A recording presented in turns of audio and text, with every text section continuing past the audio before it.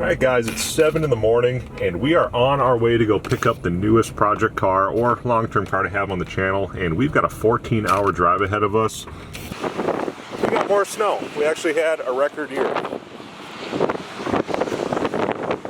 Check this out. Look at the great lighting you put in here.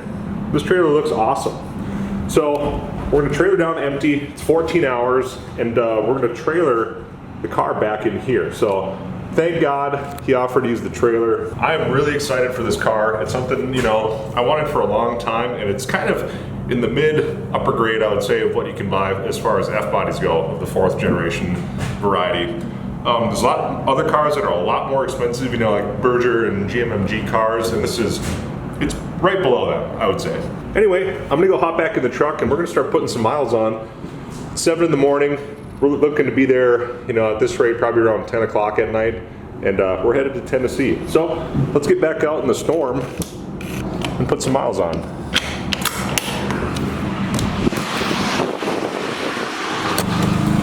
Man, we made it down to the Dells, and it is just raining like crazy out here. I mean, check this out. Getting some fuel in the truck. It's actually doing terrible on fuel, but check out the rain. It is coming down really hard, but everything's going well. We got all of our trailer lights off and working. Tires are all good. So we got another 10 hours or so, but we're gonna stop and get a little bit of food and continue on. But this is a little bit of a unit to be pulling with a half-ton gas truck, I'll tell you that much. I'll be very excited to park it for the night and then turn around and come home the next day. So I'm gonna keep filling this up and yeah, hopefully stay dry.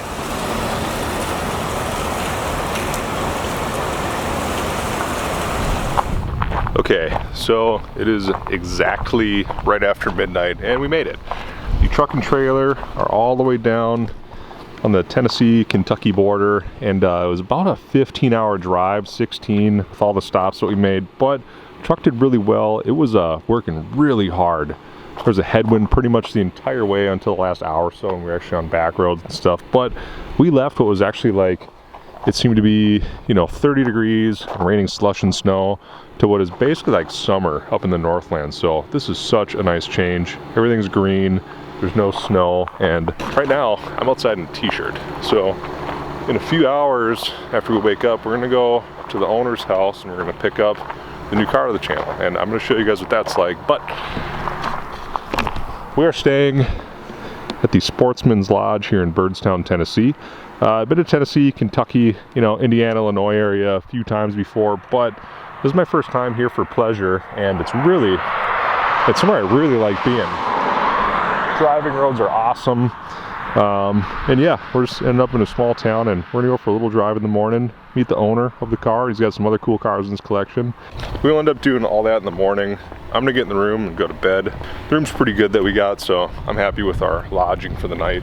But anyways, I'm tired. Buddy and I are gonna go to sleep, and we'll pick this up in the morning. So we'll see you guys tomorrow. All right, it is the morning time, and we're gonna go pick up the car today. So we're gonna go hop in the truck. We got a few minute drive from where we stayed, and everything's looking strong. We had a decent breakfast. There was some biscuits and gravy across the road. So we're gonna go for a couple minute drive and then a long cruise in the Trans Am after we pick it up.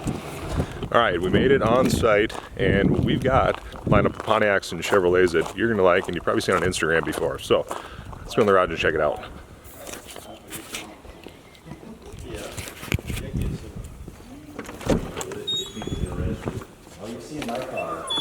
So there's a menagerie of 4th gens here. It's a proper collection of them. This first one is a limited edition. So 2002, all of them would have 35th anniversary stuff on the dashboard, but a limited edition one is a little bit different. It's an appearance and, you know, decal and some interior stuff. But yeah, you want to go over that, kind of what's different about it. Yeah, the 35th anniversary. We gotten this for my daughter. I told you the story earlier. A guy traded on Hellcat Red Eye. We seen it online, went down and negotiated a good deal on it. It was stock, and I don't think it had any extra SLP options, but I think the original owner out west, added the SLP lid. And one of the other options, you'll notice a lot of them have a black grill insert in the front. when you ordered the car from SLP, they would offer that red piece with the stripes in it. You'll see a handful of them with that. The matched one. Yeah, usually they are, like, it's a black SS grill, you know, so I didn't realize that. That's interesting. See it in the parade cars whenever you're online, you'll see pictures of all of them, you know, pacing the race, and a lot of them have the black, and there'll be just a few of them with that. And then too, this one had the, they had put a SLP loudmouth exhaust, but they left the cats on it. It sounds so good. And one thing, it's my oldest daughter's car. One thing we wanted to do, we wanted center mount exhaust, which it didn't come with. When they got it, it had the center mount exhaust with the 4 ports that looks sort of like the Corvette light, right? But I didn't really like it. She didn't either, so we took it out and we got the 2 oval ones, and then we put the little valance around the back. Yeah. You can still get that from Mag Performance. And right. It was a pistol to put on, and my painter was ready to kill us, but it was worth the whole journey. It makes it look so much better, and it sounds great. That, if you go shopping, right, if you want to buy an SS, you really want the best ones, like a 345 horsepower, center mount exhaust, and other SLP options. But the center mount exhaust in these Camaros is like the best thing you could have on the back of them. It really is. Great. Yeah, and they look great. That's a good look on them. So people that haven't seen, there's a center mount exhaust on it. They look like this. So that's a good look on these. You have to add that valance piece around it, but center mount exhaust is the way to go. Otherwise, you end up getting dual pipes, unless you get, you know, something like a 2 on the left or whatever else. But center mount exhaust is the best thing. But the car next to it is a lot more unique, and I didn't know these really existed, you know, outside of GMMG stuff until Chris bought the car and, you know, shared photos of it. This is an interesting car, and it's really limited. So you're not going to see another one of these on YouTube probably, unless you find, let's say, an old video or something at a car show. There'll be like one other video probably. So this one's interesting. Of course, GMMG was started by Matt Murphy in the early 2000s. People that follow the 4th gen craze, you know, understand it. Some people just getting in may not have heard of them, but they modified, I think I heard somebody say he modified about 500 vehicles total.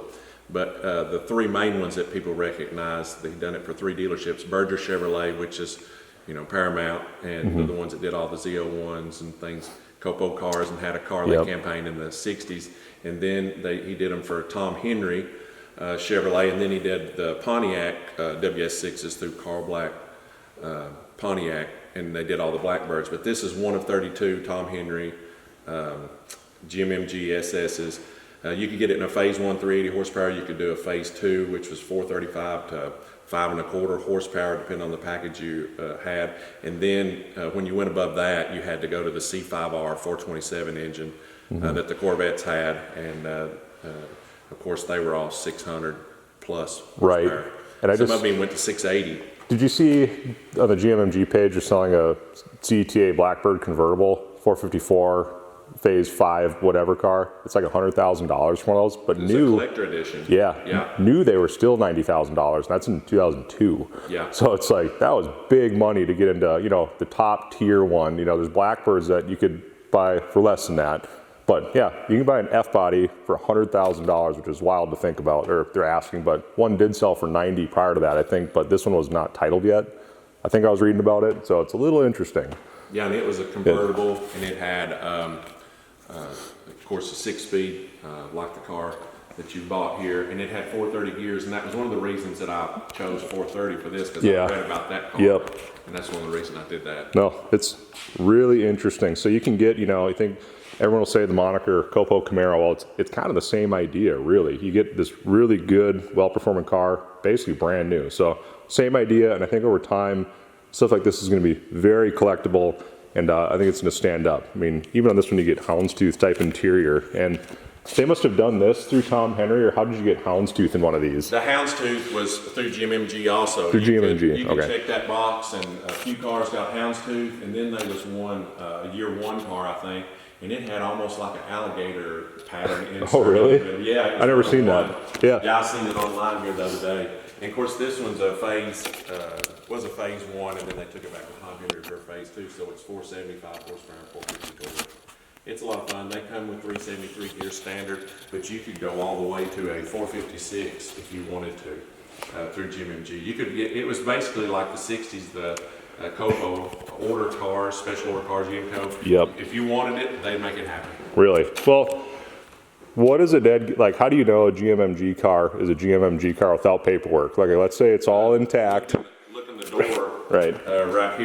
Right here on the pillar, there is all of them were tagged. Every one that they modified has a tag right inside the door. Right. They're all numbered. So if you're not sure, look here. There should be riveted little brass plaque. If not, there's probably rivet holes. Maybe it's a giveaway. But, you know, at the end of the day, that's probably the only way you can tell. There's no extra door sticker like SLP. There's no nothing. There's one door tag, right? Right. And then they generated a second window sticker for these, and sometimes a third if they went back for more improvements. But of course, you could replicate that. It'd be hard to replicate the tag. That'd be a lot of trouble. It would. Yeah. It wouldn't really look right. But that gunmetal gray, I think they did that on, you know, the rear CETA sections on Firebird, and same with the wheels on some of the cars. That's kind of their color, their accent color. On the GMMG cars, some of the cars, like the 2001s, got the mallet wheels. The 2002s got the fixie wheels. Yeah. And then that's on the Berger cars. And then on the Tom Henrys and the Blackbirds, nearly all of them got American Racing custom order torque thrust 2s, two-piece wheels like these. And something, and the center is actually on the Tom Henry cars is C5 Corvette spiral gray metallic. And if you'll notice, the custom order wheels aren't like your typical American Racing. The valve stem is lined up with a spoke, and that's the way you know it still has the original. Oh, I didn't notice that. On it. Yeah. I feel like on a normal wheel, they're either between or they're random somewhere in the way. They must be in between. I never noticed that. Yeah, they're always centered. I never paid attention to that. So that's how you know it's an original wheel. Yeah. Right. Oh, well, I wouldn't have noticed that. Yeah. Well, there's some fun trivia for it. So, Tom Henry Camaro is a 475 horsepower car. GMMG, it's if you know, you know. And obviously, GMMG guy, you don't just have one of those. So, is that a reproduction, or is that like printed, or is that like an original piece? What is that? I haven't told you yet, but this little addition here on the shop, a couple years ago, we remodeled it, and I have a graphic design and sign equipment. Eventually, I'll start doing sign. So I've been doing stuff like that to practice for myself. So we did that a couple weeks ago, right before I got the car. Yeah, that's a great touch. Looks awesome. Yeah, cool. And the Tom Henry too, it's one of 32. They only produce 32 total of these. And something that you'll see that's different between the Tom Henry and the Berger SS is most of the Berger SSs, or nearly all of them, they have stripes on the hood, and they'll have a call out. They'll have the horsepower, 380, power, 435, 475, 500, 600, whatever the horsepower is on the hood. These didn't. He wanted his to be a little bit different, and of course they are. They're just not hardly as flashy, but they're great cars. Sure. No. Very neat car. Also, GMMG number here. You'll see that in different locations on some cars, like a DEI car. It'll be up by the mirror. They're all numbered. You get a little sticker. That's an important little sticker. So if it's still there, excellent. But there you go. Probably won't see another one of these anytime soon on YouTube. So this is a pretty special car, and it's cool that we got to actually take a peek at it. So this worked out really well. Tom Henry car, limited edition. This is an anniversary edition. It's 35th, right? Or 30th. Yeah. So 30th anniversary edition Trans Am. They harken back to like a 69, right? Sure. Same color scheme. So this is another limited car. There's like 1,600 of them they made. Yeah, just a nice shaped car. I mean, this one's probably, is it stock? Yeah, this is bone stock. The only thing we've done is put tires on it, changed the oil, air filter. Sure. And, you know, that's been basically it, just basic maintenance. We haven't done anything to it. It drives great. It's my wife's car. Yeah, well, when they're like that too, they're reliable like a truck. I mean, really, not a lot really goes wrong. So you keep on them, they run really well. But this is a very cool car. It's a lesser production than the CETA, and probably more folks are familiar with the CETA, but this has, you know, just over half the production. There's 2,000 of those about in the United States. 23. Yeah. Well, 300 to Canada too. Is that the total, or is there 26? There's 2390 total, and then, like you said, 300 to Canada. And this, there was 1,600 total, and 100 of those went to Canada. And you can tell them because they have them in kilometers on the gauge cluster. There you go. Right. Yeah. So either one of these cars in Canada is near unobtainium to find, I would guess, when they come up for sale. You find one, you're not going to see another one for a while, I would guess. In the States, they're more common, but not a common car. Last car, CETA. This is the car that I'm buying from Chris, and I bought it for a lot of reasons, but this one checked every box. It's kind of the next step in F-body for me. It's not quite to the level of getting into a GMMG car. They're a lot more money.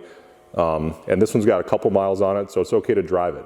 It's also got modifications on it that are pretty much exactly like what was done to my Trans Am, but better. It's got ported cylinder heads, a little more aggressive cam, a stronger rear end, and it's in 10 times better shape overall. Like, this car is straight as they come. It's as nice as they get. So, last one, 2002 CETA. Pontiac's send-off basically for the Trans Am without being upfitted like a Carl Black or GMMG car, you know, as they'd be the same. But yeah, they made about 2,300 of them. That's my ballpark number I'm working with.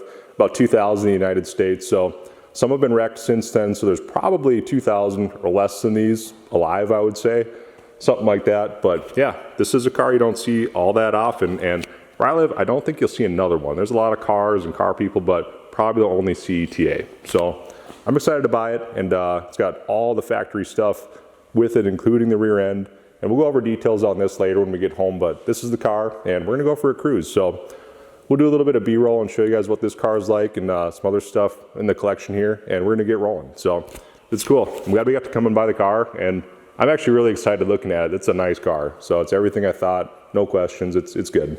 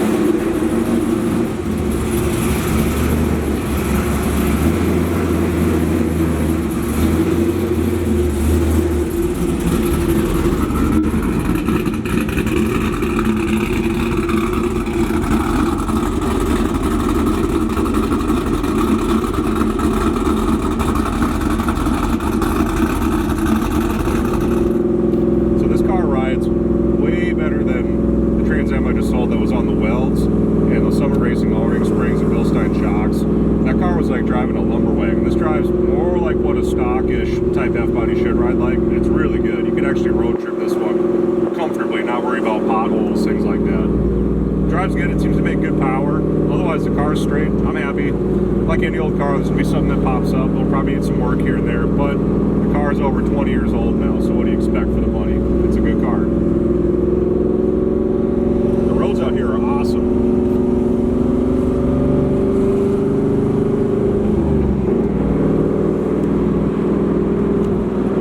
Nice and straight, everything feels good. You gotta spin it kind of hard. It's got just a, you know, it's up in the upper RPM range just a little bit more. It probably starts making really good power about 34 instead of like 3 or 29 like a lot of them. That's it's mine too, same thing. Yeah, it's a Texas Speed Tsunami V2. Yep, yeah. Same with mine. You had to spin it for it to start pulling like hard. Yeah, it's a 615, 629. You have to get it up there just a little bit, but it's a lot of fun when you do. Yeah, I bet. Especially the 430 gear, you can roll through the gears pretty quick with something like that once you get the engine spinning. The cool part about the 430, I was worried about it being too low with a 6-speed, and some guys on the F-body page said, hey, there's a little formula on a website a guy's got, and I went and punched it in, and it said that it would do 1,600, I think, at 55 mile an hour in 6th gear, and when I got the car and got in there, it's exactly what it did. Okay, and then at 70 or 75, I think it's at 2. Okay. Maybe 75, it's at $2,000. That's plenty good. No, for how tall of a gear that is. Most of these F-body guys keep theirs up above 2 anyway. They won't even change gears. They'll leave them in a lower gear. Yep.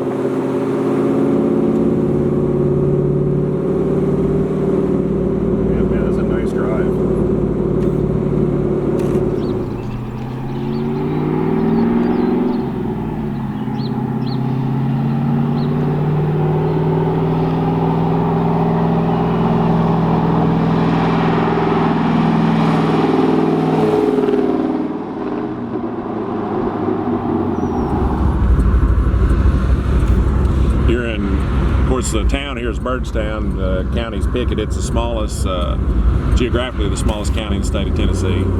I was city mayor for 4 years, and the population of downtown was, when we lived in town, was 803. I've been in a town of 2,000 for a couple years. I actually prefer living in a small town after doing it. You feel like you're in a community. It's actually nice. Oh, it's a great place to live, work, play. Yep. Tennessee's a great state to live in too. Low taxes, you know, they're real strong on individual liberties. It's great. It's a fun place to live.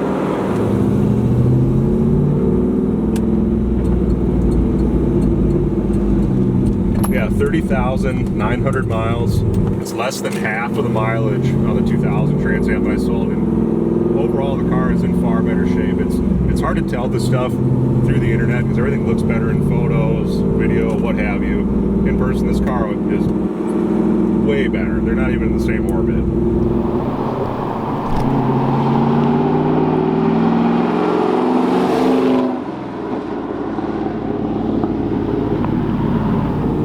Man, the country here is so pretty driving around. It's great. It's hard not to look around.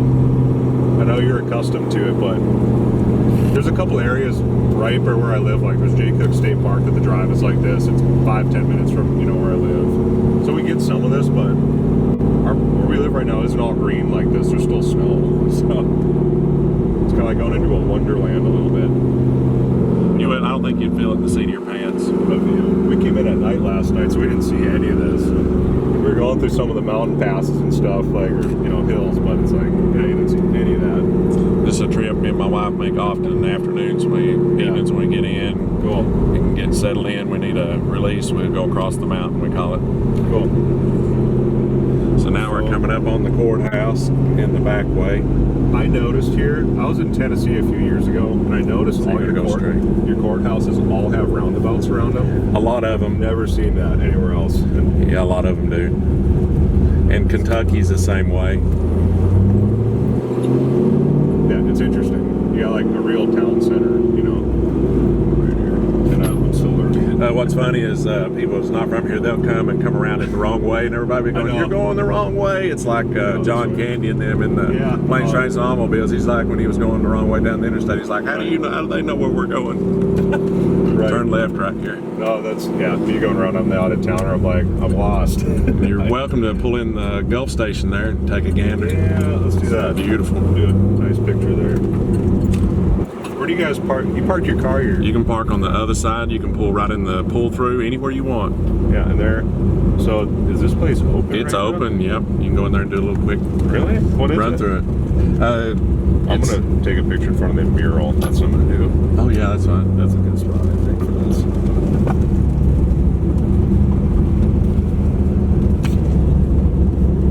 So, this is actually a service station, or what do we have? It's here? original Gulf Station. A friend of mine, Charles Wittenberg, owns a surveying company, and he'd seen one remodeled somewhere and decided that his hometown one needed remodeled too. So he threw some money. He put some money out, and then he took a little bit of time and had a guy do a full-scale drawing of how he pictured it, and the city chipped in, the county chipped in, and voila, we have a monthly cruise in here every month, the first Saturday of every month, April through October. Really? And we open it up. We serve coffee, free cinnamon rolls my daughter makes. There'll be people drive from 2 and 3 hours away to visit this all. No, year. I bet. That's a cool. Yeah, we can go walk in there right now and check it out. Yep. That's what we're going to do. This is really interesting. So, original Gulf Station, all restored. And this is just open, you can just walk around? Yeah, the town hall's right here, and they come over here and open it up every single day. Really? So you just walk around in here. I've never even seen some music for the little trip. I've never even seen something like this. It's hard to believe, kinda. It's been a real asset. This is really interesting. You just come on in here and walk around. This is cool. So it's like, yeah, no, this is great. He was saying there, Pickett County. Huh. We stayed last night, he was saying it's right on Dale Hollow Lake. I guess he's saying, Chris was saying it's one of the best bass fishing lakes on the east coast of the United States. So I'm I'm sure a lot of people know about it. I don't. I'm not a fisherman, but this is really interesting. Yeah, I'll check out the other car, and this is cool. Yeah, I've never even seen something just open like this, where you can just walk around. A lot of trust here. This is very cool. Check it out, another car. This is out of control. Your Gulf heating oils. So yeah, basically a restored Gulf station. Check it out. Old air pump. This is sweet. The Eco Tire Flater.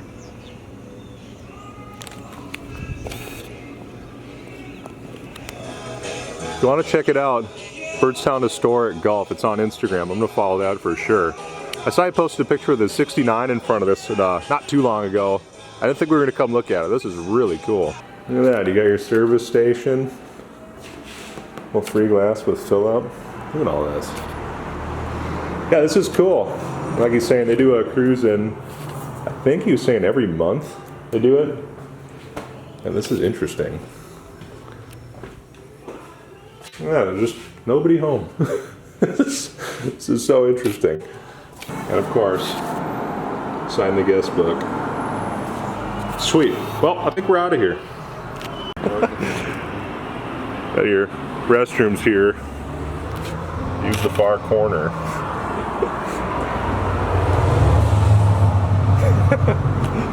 There's like actually a lot to look at here when you just walk around. There's stuff everywhere. You know, like just little things. Yeah, he really went all out. He had a vision for it. Had an engineer draw it up. Yeah. It looks just like the photo. No, Just absolutely. Like they spent the time and effort and really done it right. No, they did this really well. This is cool. Like, been through many small towns, right? But like, they have something cool like this. It's just open. There's a lot of trust. There's nobody here. I was walking around. Right. There's nobody. You can just walk around.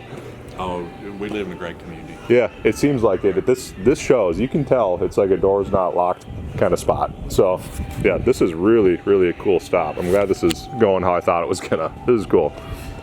Byrdstown, Tennessee. Byrdstown. Bottle Lake. Cool. Well, I think we got a couple miles to go back to their house and grab some other cars, and we're gonna go over to Kentucky and probably mill around there. It sounds like. So, I'm gonna take a picture and then we'll head back to the shop. All right, we were just leaving. I was joking like, hey, they even rolled out airlines. And of course they work. Of course they work. That's out of control. This is really cool. I'm kind of geeking out over this. That's really cool. So we're gonna hop back in. I'm gonna take a little photo here for the internet and then we're out of here. Sports Car Club of America. If there's something in the floor, or raise the seat up.